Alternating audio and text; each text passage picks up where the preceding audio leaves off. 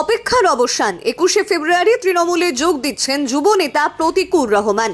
এর আগে click and বিটকে ফোনে সাক্ষাৎকার দেওয়ার সময় মোহাম্মদ সেলিমের বিরুদ্ধে ক্ষোভ উগরে দিয়েছিলেন প্রতীকুর। তখন থেকেই স্পষ্ট হয়েছিল দল বদল করছেন তরুণ তুর্কি।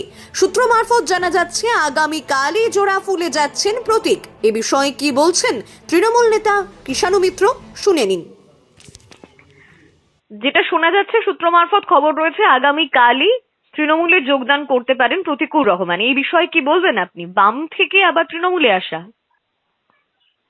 দেখুন, আমরা তো বারবার বলছি যে একটা মানে শূন্যের পার্টি শুধু না, একটা পুরো বস্তা পচা একটা বন্ধতার প্রতীক।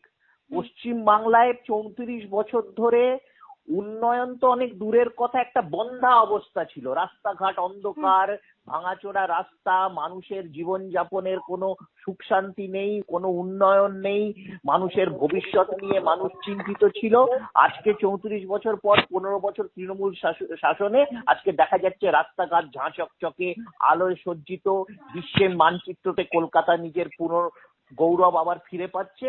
তো সুতরাং এই বন্ধা পার্টিতে কোন যুব সমাজের প্রতিনিধি থাকতে চায়, যে পার্টির কোনো ভবিষ্যৎ নেই, যে পার্টির কোনো জনসংযোগ নেই, মানুষের যার কোনো গ্রহণযোগ্যতা নেই, তো ন্যাচারাল সেখান থেকে মানুষ চলে যাবে।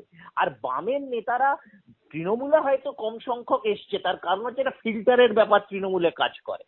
কিন্তু বিজেপিতে তো ঝাঁকে ঝাঁকে গেছে।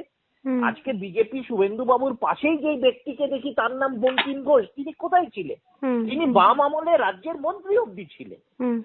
ওই উত্তর মালদার যিনি সাংসদ, সে খগেন মুর্মু, তিনিও বাম এই সিপিএম দলেরই নেতা ছিলেন।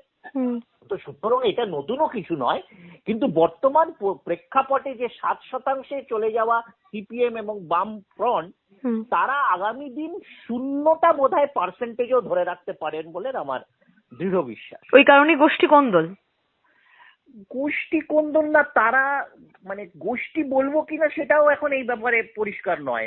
তাদের মধ্যে গোষ্ঠীটা কোনটা?